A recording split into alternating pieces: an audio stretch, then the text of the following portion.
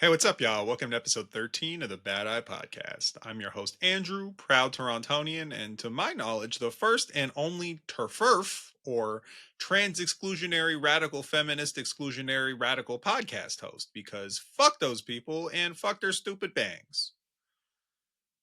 That'll be a fun preview of what we're going to get into this week, but before we do, let's cover some of the news of the week.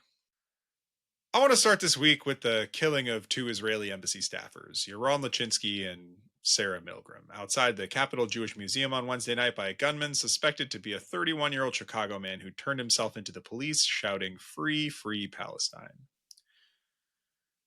I want to say several things about it. First, and most importantly, I want to say that I don't support or celebrate this, and not just because of the media circus that has come out of it or because of the harm that it does the pro-Palestine movement in the West. That is true, but it's also a secondary issue. These two people were people with families and hopes and dreams and aspirations. They were full human beings, and it is unequivocally a tragedy when anyone is killed, including them. It is also true that more than 80 people were killed in Gaza on Wednesday night, and that all of those people were full human beings with families and hopes and dreams and aspirations who loved and were loved in the same way that Yaron and Sarah were. And that the humanity that is being extended to this couple who were killed in the service of a state carrying out a genocide is not ever extended to the victims of that genocide in the way that we covered in our media, mainstream or otherwise. I am doing my best, but even for me, it's much easier for me to imagine being gunned down outside a museum with my girlfriend by some guy than it is for me to imagine my entire neighborhood being leveled by bombs provided by an empire an ocean away as part of a coordinated and intentional campaign to exterminate my entire ethnic group. That gulf of experience means that even for me, for someone who has watched coverage about this genocide every single day since it started, who is sick to his stomach about it, who thinks it is a moral stain on our society that will never come out, who has legitimately lost sleep thinking about it. It is objectively easier, still, even with all that, for me to put myself in Euron's shoes. I can imagine what it would be like to be him in a way that I literally can't imagine what it would be like to be in Gaza. And so it makes sense to me that we have covered this in the way that we have, even as I recognize that the narratives playing out in the media here also serve the interests of the powerful, of the Israeli state, of the American empire, of all that. I want to make that clear because I understand that if I just make this a critique of Israel, that people will not hear what I'm saying. And what I'm saying is that it is understandable and admirable even to feel bad that these two people were killed. Even if they worked for the Israeli embassy, they had no power. They were not responsible for this genocide, and they were not even an obstacle to it ending. They were just people. And the fact that they're dead now does not bring anyone closer to peace or security. It didn't make a point. It didn't help in any way. And even if it had made a point, it would have been a bad one. But I also want Zionists to understand that this is a direct and logical consequence of their rhetoric. Both civilians, pundits on TV, and especially of the rhetoric of the Israeli government. Because when you deliberately conflate anti Zionism with anti Semitism, as both Hasbara and official Israeli government talking points often do, and then you carry out a live stream genocide where people throughout the world are bombarded daily with images of burned and dismembered children that even the most cynical and hard hearted person would struggle to defend. And members of your own government publicly say this is what we believe in. This is Zionism. An inevitable consequence of that is going to be that some people who do not have the education or the critical thinking skills to be able to tell that that's not the case, but who know in their bones that they're against this shit, those people are going to do anti Semitism thinking it's anti Zionism.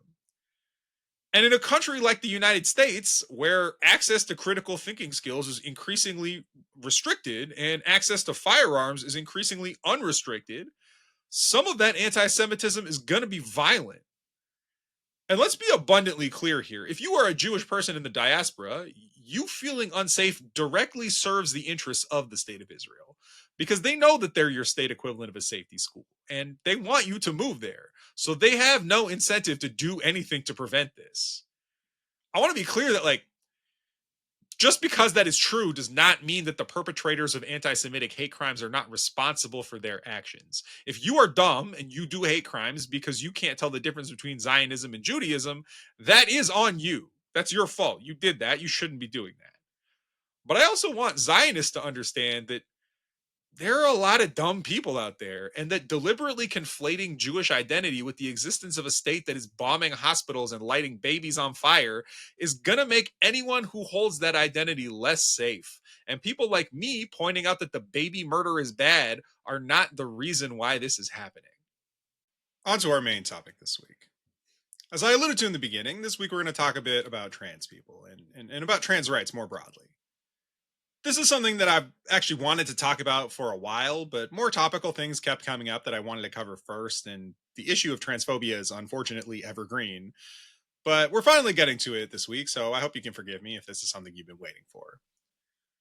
I want to start off by saying I am a straight cis man, and so I'm probably not the best person to be talking about these issues. And if you are familiar with any trans creators, I would highly encourage you to go and listen to what they have to say about this over what I have to say.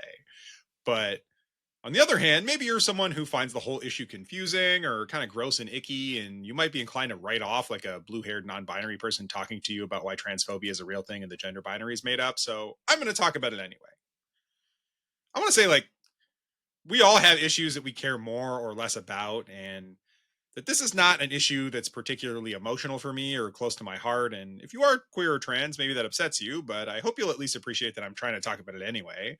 And if you're maybe a little bit on the bigoted side, you can rest assured that, like, I don't have like a secret trans sister indoctrinating me with secret trans propaganda. My girlfriend isn't like a purple haired undercut SJW type with 50 piercings. Not that there's anything wrong with either of those. I should be so lucky. They just happen to not be true for me. But I've heard guys like me getting dismissed by people who lean towards the other side on these issues by saying, like, yeah, he's only saying that because he's secretly gay, or he has a trans family member or partner, or he's a soy boy, whatever the fuck that means. Side note, why is soy gay? Like, who decided that that was a gay food? Chinese people put soy in like everything, and there are literally a billion of them. It makes no sense. But anyway, I want to reassure people that, like, this isn't a personal crusade for me. The reason that I'm talking about this is because, well, for one thing, it's the right thing to do. Whether you like it or not, these people are targets of discrimination. And we here at the Bad Eye Podcast are against discriminating against people for things they can't control. That's just like a principled moral stand we have. Aren't we brave? But on a personal level, although LGBTQ issues are not particularly close to my heart, you know, I do have some people in my life who are part of that community, and I obviously like want them to have rights. And while this isn't something I'm willing to compromise on politically because I believe rights are universal, I'm also not like losing sleep over the right to throw drag brunches. Like, the real reason that I personally feel compelled to talk about this is because every argument that I've ever heard against the trans issue is brain meltingly stupid. And while I did just say that I'm against discriminating against people for things they can't control, I firmly believe that you can control stupid. So we're going to talk about some of those arguments today because I have never met a group of people more confidently wrong than anti-trans bigots. Another reason that I want to talk about this is that while the targeting of trans people is a part of the broader socially conservative right-wing ideology, I think more than any other prejudice, except maybe Islamophobia, it has a way of creeping into mainstream liberal spaces as well. In the wake of the second election of Donald Trump, we saw a wave of quote unquote progressive political commentators like Cenk Uygur and the broader Young Turks Network, as well as basically every Democratic political consultant or talking head on television, make huge news out of the idea that the reason Kamala Harris lost was not because of her milquetoast policies or her implicit support for genocide or the fact that she was part of a transparent, coordinated campaign to gaslight the entire world into thinking Joe Biden was not being weekend at Bernie's by whoever was actually behind the Democratic Party. It was because of some attack ads run by the Trump campaign that implied that she was much more of a trans ally than she is, with the tagline, Kamala Harris is for they, them. Donald Trump is for you. A few months before that, during the 2024 Summer Olympics, the victory of cisgendered Algerian boxer Iman Khalif became the world's stupidest controversy when her opponent, who was also a professional boxer, insisted she was too good at hitting people to possibly have been a woman, sparking a whole debate about whether trans women should be allowed to compete in women's sports, despite that not even being the thing that happened. This year in the UK, their Supreme Court ruled that the legal definition of a woman is based on biological sex, which explicitly excludes trans women from access to sex based legal protections, including access to women's only washrooms, locker rooms, domestic violence shelters, hostels, prisons, sports clubs, and hospital wards. This ruling was pushed for not by crazy Christian nationalists, as you might expect if you're from the US or Canada, where the president made a similar proclamation by executive order, and where people who hold these views tend to be more ideologically aligned with the right, but from so called gender critical feminists, which is an ironic name for a group of people with the most uncritical views on gender I have ever heard, who say this movement is about protecting women from quote unquote biological men who are using trans identity to enter women's spaces in order to do them harm. Right here at home, provinces like Alberta, Saskatchewan, and New Brunswick have passed legislation that forces teachers and school officials not to use students' preferred names or pronouns without parental consent if they are under the age of 16. Although the New Brunswick law was amended to reverse that in 2024. Alberta also has legislation on the books to prevent trans kids from playing sports in school or receiving gender affirming care, which in this context means puberty blockers, below the age of 16, although neither law is currently in effect. So I'm going to break down why the arguments against all these things are wrong and dumb. But to do that, I need to define some terms for you. So let's start there. What is gender? What is biological sex? How are they the same and how are they different? And what does it mean to be transgender or to be cisgender? Look, if you know anything at all about trans people or about any of these issues, this might seem a little elementary to you, so feel free to fast forward. But if you've ever watched footage of any group of politicians anywhere debate these issues, you realize elementary school level knowledge really is what most people are working with here. And worse, that's what's dictating policy here. So let's break it down anyway for the people in the back. Sex, biologically speaking, not the fun kind, in humans refers to the physical characteristics of your reproductive organs. It is genetic and determined usually based on a doctor's examination, usually at birth. There are effectively two categories, male and female, and they are kind of broadly defined as one or the other of each of the types of organs necessary to create another human. So either a person who has a penis or a person who has a vagina. Gender is a social construct. It is socially defined and performed. Your gender is the clothes you wear, the haircut you have, the secondary sexual characteristics that you have or don't have based on how your body went through puberty, and how all of those things are perceived by you, most importantly, but also by the people around you. All of us, when we see other people, either consciously or unconsciously, are putting them into a broad box of gender. We're categorizing them. In our culture, the two broad categories roughly correspond to the two reproductive categories that humans have, male and female, man or woman. But I will prove to you right now that they are not the same thing, that gender and quote unquote biological sex are not and cannot be the same thing, and I'll do it with a question. When you look at a man and you decide that he is a man and you decide to treat him as if he is a man, when you make that judgment for yourself, can you see his penis? If the answer is yes, that man has committed a huge social faux pas and also probably a crime. If we as a society were using biological sex to determine people's gender, it would be impossible to know what gender anyone is until you've seen them naked, which means that obviously those two things have to be different. So, okay, sex is what genitals you've got, and gender is how you present yourself to society. As we'll see in a bit, it's a little bit more complicated than that, actually, but let's work from those premises for now. What is cisgender then? And what is transgender? A cisgender person is someone for whom the bits they've got match what their brain says they are, what clothes they feel comfortable wearing, how their body develops through puberty, things like that. A transgender person is someone for whom that is not the case, whose sex and gender are not the same. There are a bunch of different versions of that, but that's a grossly simplified definition that I think is clear enough for even a conservative politician. And for some reason, people feel like people being transgender, they feel like that is bad and wrong. They feel like it's icky. And fundamentally, every anti trans argument that I've ever heard boils down to that. Because there really are no good arguments for any anti trans policy and any anti trans legislation. But let's break down the main ones that have been, either at the hearts of the debates about the legislation that we've been talking about or just kind of generally been in the zeitgeist lately. And then we'll close off with a bit about why I think these issues keep getting brought up. Let's start with the more broad strokes and far reaching and arguably more consequential one, that there are only two genders, that those genders are based on biological sex, and that trans people should be excluded from gender exclusive spaces. People who make this argument usually use these two supporting justifications.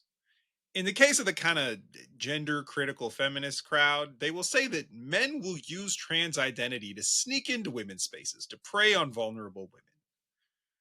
This one is super easy to debunk. Being trans, and particularly medically transitioning, is super expensive, exposes you to a lot of risk and discrimination, and is also completely unnecessary for a man to do if his goal is to prey on vulnerable women. I don't know if you've seen Society, but men don't actually need like a sneaky technique in order to trick their way into the women's washroom to see boobs or whatever. If you're a man, you can already harass and abuse young women and girls. And not only do you not need to be trans in order to do that, they won't even uninvite you from the Oscars. You can literally be president. The idea that men are en masse pretending to be transgender in order to sneak into women's prisons to sexually harass female prisoners is not just insane, it's silly. It's so unserious. Sexual abusers are not going to be foiled by the sign on the door of the bathroom like the fox from Dora the Explorer.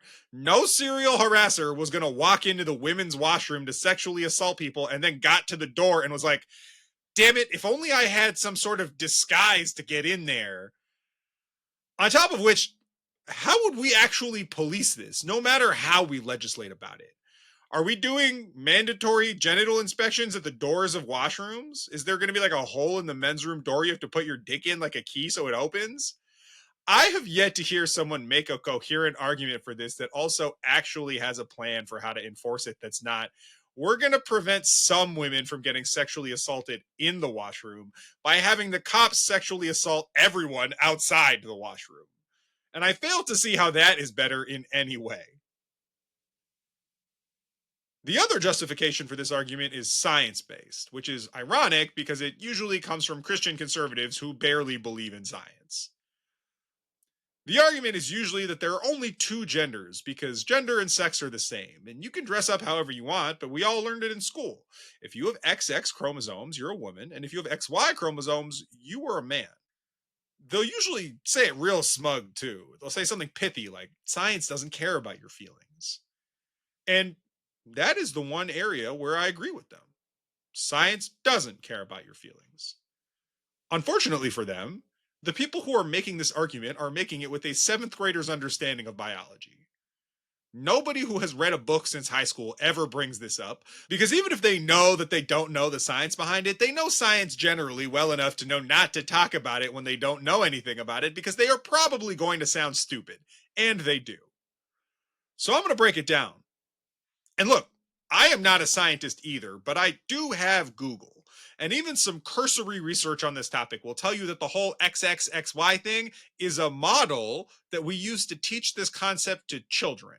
But not only are there other possible combinations of chromosomes, there are also a whole bunch of other factors that go into determining the sex that someone is at birth beyond their chromosomes. It is straight up inaccurate to say XY is boy and XX is girl and leave it at that. It's flat out not true. For example, a mutation in the androgen receptor gene can cause a condition known as androgen insensitivity. This can be partial, which usually results in a person born with ambiguous genitalia, neither a penis nor a vagina, a category of person that we would normally call intersex, but it can also be total androgen insensitivity or complete androgen insensitivity, which results in a person who is born with a Y chromosome, but who also has a vagina and a uterus. They typically also have undescended testes, but many women who have this condition live their entire lives never knowing until they are medically examined for fertility issues. They are born with female sex organs, feel like they are women, and if it weren't for medical intervention, would live their entire lives as women, never knowing that they have a Y chromosome. There are also men who are born with XX chromosomes that develop male gonads in utero due to a mutation of the X chromosome that results in the presence of the SRY gene, which leads to male development. These men are born with functioning male genitalia and would also likely never know that they have a second X chromosome until they sought treatment for fertility issues.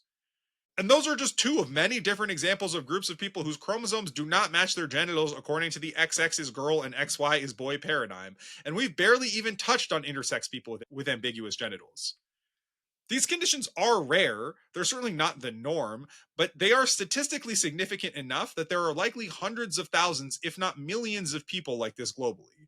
It is simply scientifically inaccurate to say that humans have only two sexes and to just call it a day.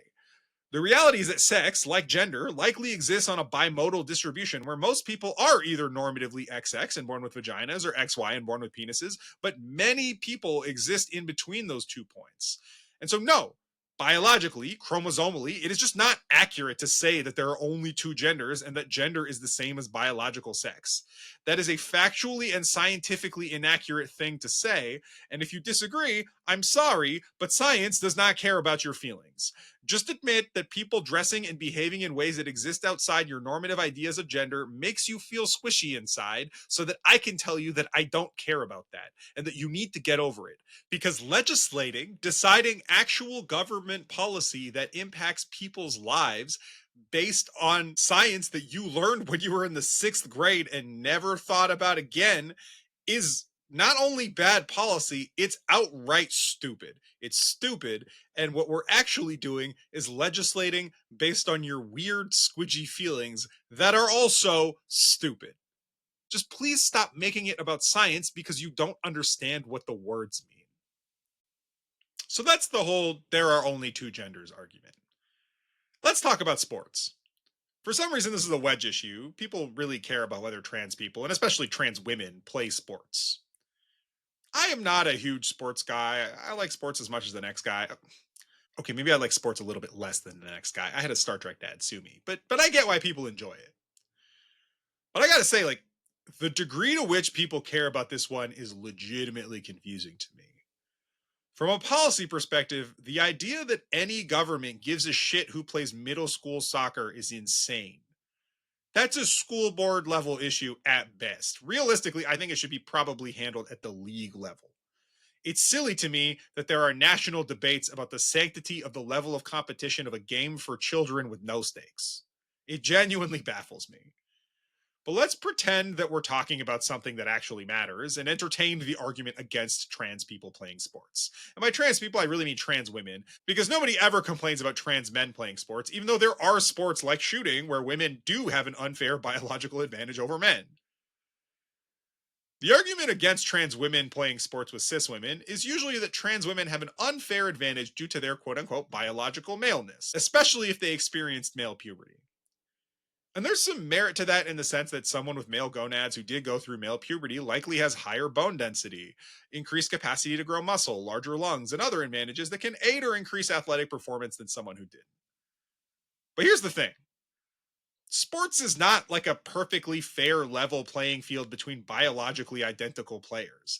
Every human has unfair biological advantages over other humans, and drawing that line at what genitals someone was born with or how high their testosterone levels are is arbitrary and discriminatory.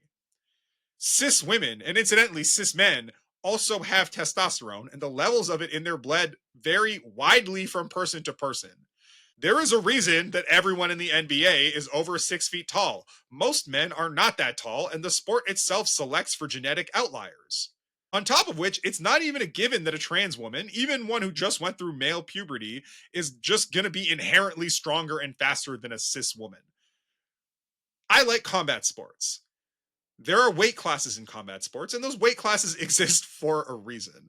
A 6'4, 250-pound guy is going to be stronger than a 5'1, 100-pound guy, even if both of those guys are cisgender and theoretically have comparable capacities to build muscle and bone density. Gender is a factor in athletic performance, or more accurately, your sex hormones are a factor in your athletic performance. But that doesn't mean they're the only factor or even the defining factor. Sure, it's an advantage, but it's not an insurmountable one. And the only reason that we pretend it is because of a weird cultural thing we have where we think even the smallest, weakest man could physically dominate the strongest woman. There is no real argument here, even if trans women do have an unfair advantage over cis women in sports. But beyond all of that, it's simply not happening. There are not that many trans people, and an even smaller number of them are athletes. Now, maybe that has to do with the fact that they're playing sports at all is inherently politicized in this day and age. But even if it weren't, like the WNBA is not going to become an all trans league. That's silly. Let people play sports if they want to. It's not that deep. The last common argument I want to talk about is the think of the children argument, which is used most often by religious conservatives to deny trans children access to gender affirming care. They do this under the guise of protecting children from psychological or even bodily harm that they think is being done to them by trans adults, doctors, the liberal media, whatever dumb shit they can make up. They argue that children don't really know who they are, so they shouldn't be allowed to make life altering decisions about their bodies until they reach adulthood. There are two problems with this argument. One is nobody is performing surgeries on children. Nobody is even suggesting that that be done. Gender affirming care is provided on an age appropriate basis. For prepubescent children, it looks like counseling and therapy to help them figure out if they really are trans or if they're just a normal, curious kid, and giving them a space to try out that idea without being judged or harmed. For pubescent children, it looks like puberty blockers. These are drugs that delay the onset of puberty until the child is old enough to know whether or not they want to experience the puberty that comes with their assigned sex or pursue a medical transition without being forced to experience their body changing in ways that they don't want it to. Now, look, there are some risks associated with that medication. As I understand it, it has some impacts on bone density, for example, but the risks are able to be mitigated with medical treatment. And puberty, I don't know if you remember it, but puberty sucks enough going through it if it's the one for the gender that you know that you are. Going through it to have your body become something you're not sounds like an actual nightmare. And you can stop using the puberty blockers at any time, at which point their body will go through a normal puberty just a little later than nature intended. Gender affirming care doesn't start to involve anything permanent until adulthood. So this whole life altering decisions thing is just not reality.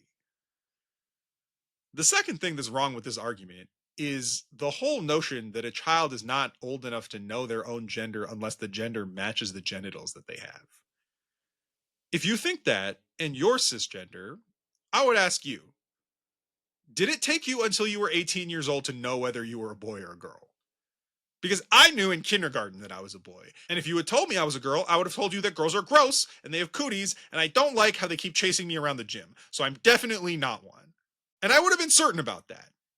Is it so crazy to imagine that a trans kindergartner might have that same certainty? I don't think it is.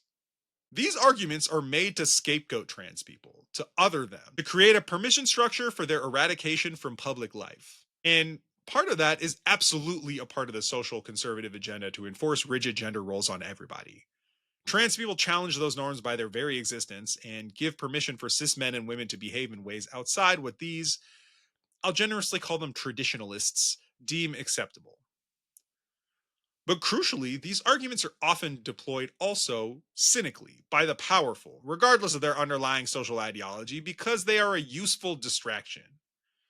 Trans people, immigrants, documented or otherwise, single moms, quote unquote immoral women, all of these people are people the government can scapegoat to manufacture consent for policies that hurt everyone, that take away freedoms from everyone, and to distract people from aiming their justified anger at the fact that they are being fleeced every day living in this society where it actually belongs, at the people who are making people's lives this way.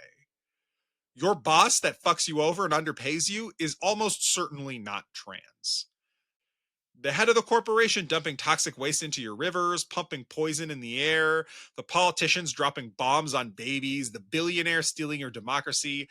None of these people are trans people.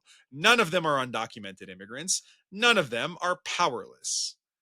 But the more they can keep you angry at trans people, the less time you have to realize that you should be angry at them. So that's why I wanted to talk about this week. Because if you're falling for this rhetoric, you're being hoodwinked, you're being fooled, and worse, you're being made to look like a fool because trans people are not the enemy. They're just people living their lives, and their existence is not a threat to you. It's not hurting you, it's not hurting anyone, and it's weird and embarrassing that you care about it as much as you do.